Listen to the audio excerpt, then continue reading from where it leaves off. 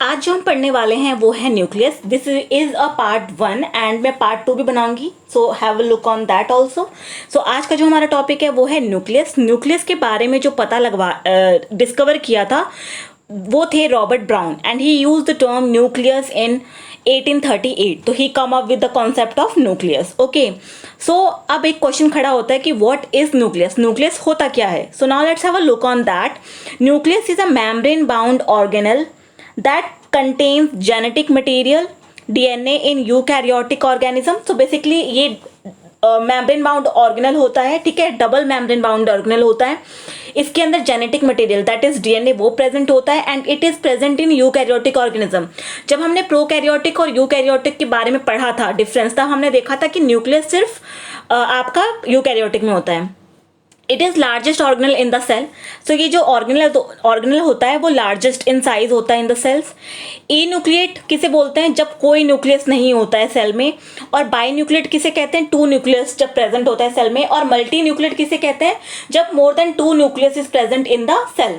ठीक है, so I hope this is understandable to you. Now let's have a look on the chemical composition जो है इसका, उसके ऊपर एक नज़र डालते हैं. सो जो 9 to 12% डीएनए प्रेजेंट होता है न्यूक्लियस में, 15% हिस्टोन प्रेजेंट होता है, 65% जो होता है आपका enzymes, neutral proteins and acid proteins present होते हैं, 5% आपका आरएनए प्रेजेंट होता है एंड 3% आर लिपिड प्रेजेंट होते हैं. तो I hope it is understandable to you that DNA, histone, enzymes, proteins, RNA, lipids is the main component of the nucleus. ये सारी चीजें मिलके हमारे न्यूक्लियस को बनाती हैं. So I have given a overview of that. अब हम देखेंगे कि स्ट्रक्चर, न्यूक्लियस का स्ट्रक्चर कैसा होता है. Now let's have a look upon that. So we will get to know more about it. So now let's have a look on that. So this is the structure of your nucleus. So आप देख सकते हैं it is a spherical in shape. यहाँ पे आपका हम एकदम left side से शुरू करते हैं. न्यूक्लियोलस, तो इसके अंदर एक न्यूक्लियोलस होता है जो कि डेंस मटेरियल होता है. क्रोमैटिन, जो क्रोमैटिन पूरा प्रेजेंट होता है, इसके बारे में अभी मैं आपको बताऊंगी, don't worry about that. Nuclear envelope, so जो इसकी मेम्ब्रेन होती है, मेम्ब्रेन बाउंड ऑर्गेनल, उसको हम न्यूक्लियर एनवेलप बोलते हैं. न्यूक्लियर एनवेलप पे आपके न्यूक्लियर स्पोर प्रेजेंट होते हैं जिसके थ्रू जो मटेरियल्स है वो inside and outside of the nucleus जाते आते रहते हैं. ये आपका पूरा स्ट्रक्चर न्यूक्लियस है. एंड ये सिस्टर्नी किसका दिखा रहा है? ये एंडोप्लाज्मिक रेटिकुलम इसके साथ जुड़ा हुआ है. ठीक है, एंड जो आपको इसके ऊपर राउंड राउंड स्ट्रक्चर दिख रहे हैं ना, these are your ribosomes. Sorry. So I hope this structure is clear to you. Now let's have a look on the nuclear envelope in detail. Nuclear envelope या nuclear membrane. So now let's have a look upon that कि ये होते क्या है. तो जो nuclear membrane होता है वो डबल मेम्ब्रेन स्ट्रक्चर होता है. और जो ये डबल मेम्ब्रेन होता है ना वो फॉस्फोलिपिड से बना होता है. ठीक है, फॉस्फोलिपिड बाई लेयर से बना होता है. And it separates nucleoplasm from cytoplasm. So जो अंदर का जो न्यूक्लियोप्लाज्म होता है, अंदर जो मटेरियल प्रेजेंट होता है ना, जो लिक्विड जैसा, उसे न्यूक्लियोप्लाज्म कहते हैं और उसको ये सेपरेट करता है फ्रॉम द साइटोप्लाज्म से. इसके अंदर perinuclear space separate outer and inner membrane. So जो आपका आउटर मेम्ब्रेन और इनर मेम्ब्रेन के बीच में जो स्पेस होता है ना, उसको हम पेरीन्यूक्लियर स्पेस बोलते हैं. ठीक है, फॉर एग्जाम्पल अभी आप ये स्ट्रक्चर देख रहे होंगे, आउटर मेम्ब्रेन, इनर मेम्ब्रेन, और उसके बीच की जो स्पेस है उसको पेरीन्यूक्लियर स्पेस बोला जा रहा है. अंदर की तरफ जो है उसको न्यूक्लियर लमाइना बोला जाता है. और ये न्यूक्लियर पोर कॉम्प्लेक्स है जिसपे गोल गोल प्रेजेंट है. एंड ये राइबोसोम्स अटैच है और जहाँ राइबोसोम अटैच है तो वहाँ पे आपके एंडोप्लाज्मिक रेटिकुलम भी आ जाते हैं. तो this is the anatomy of it.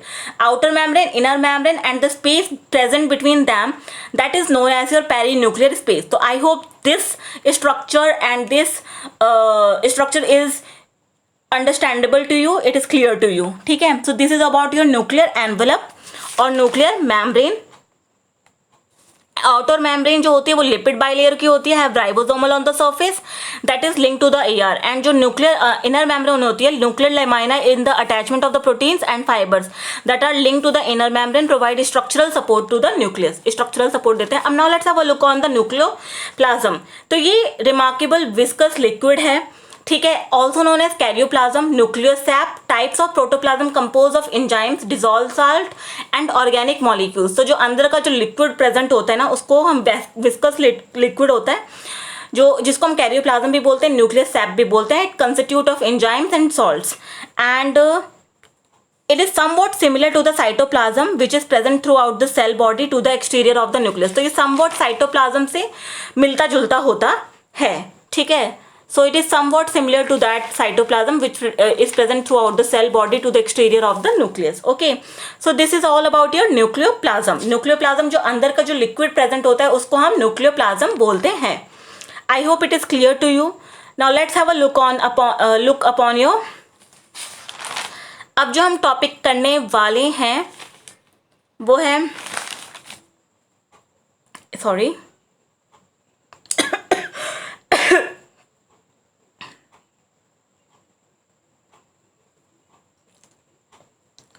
अब जो हम टॉपिक करने वाले हैं वो है न्यूक्लियोलस. सो जो अंदर का जो डेंस मटेरियल जो हमने उस डायग्राम में देखा था उसको हम क्या बोलते हैं, न्यूक्लियोलस. तो it was discovered by Fontana in 1781. So it was discovered by Fontana in 1781. Primarily it participate in assembling the ribosome, alteration of transfer RNA and sensing cellular stress. The nucleolus is composed of RNA and proteins which form around specific chromosomal region. It is one of the main component of the nucleus. The main component of the nucleolus are ribonucleic acid, DNA and proteins. Nucleolus जो होता है वो spherical bodies होता है, situated in nucleus होता है, dense structure होता है जिसका अपना कोई membrane नहीं होता है और does not hold any chromosomes. Basically इसके अंदर ribonucleic acid होते हैं, ठीक है, and proteins होते हैं and DNA होता है and it is rich in RNA. RNA में ये rich होता है. It is rich in RNA, right? And rich in RNA होता है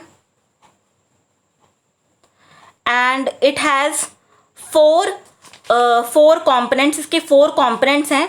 एक तो होता है आपका फिब्रिलर सेंटर. तो इट इज़ अ प्लेस जहाँ पे राइबोसोमल प्रोटीन्स जो होते हैं वो फॉर्म होते हैं. तो जो आपका पहला इसका जो कॉम्पोनेंट है it is your fibrillar centre.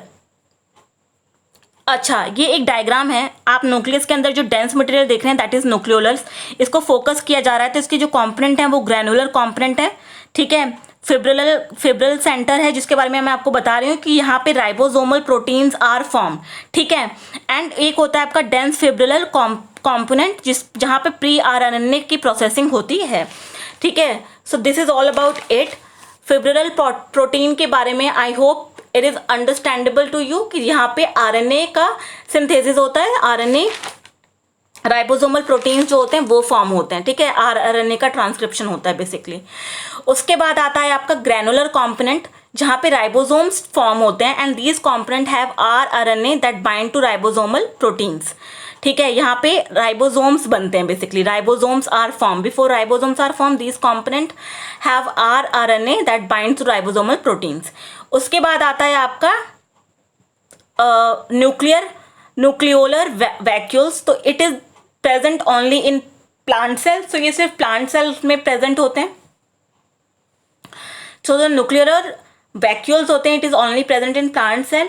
उसके बाद आता है आपका dense fibrillar component. It has new transcribe RNA which connects to the ribosomal proteins, right. So इसके 4 मेन पार्ट्स हैं which you have to consider. उसके बाद एक और चीज़ है एमॉर्फस मैट्रिक्स जो कि एक homogeneous mass of protein granules and fibrils होता है.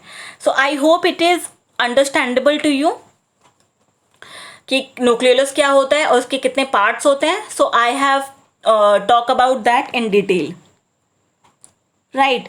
ये आपकी जो लेक्चर है ये पार्ट 1 है एंड मैं पार्ट 2 भी बनाऊंगी. So you will have a better idea in that one.